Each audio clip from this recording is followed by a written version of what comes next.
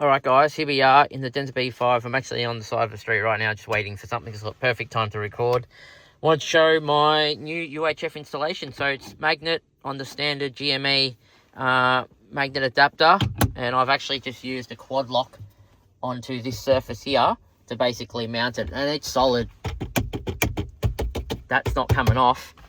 So how good's that, sitting at this angle? Unlike the Shark where I can only mount off the windscreen, I can actually mount off this. This is actually, I'm actually surprised how solid that is. It was accidental discovery, but it's a good discovery. And I've normally always just mounted my GMEs off a window mount. I basically buy these quad locks and then I just modify them. Very easy to modify and use and install them. So this is actually coming from the front. You can see my aerial is actually installed there. I didn't really have a permanent solution yet because I'm not sure if I'm going to get a bull bar or what's coming out in the market. There is a Chinese mount available for the rear of the car, but I don't know when that's going to arrive. So I've just gone ahead and just put a 2.1 at the front.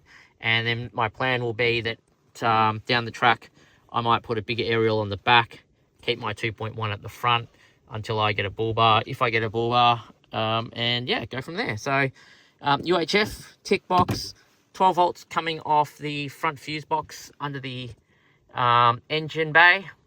And I did find out there's actually possibly 100 amps of 48 volt access under there, under the bonnet. It's actually got its own little fuse distribution box, which is quite interesting because there are 48 volt winches available, and that would equate to like an equivalent of a 12 volt 400 amp winch. So I'm going to investigate that. Anyway, wife is home, so now I can drive in the driveway.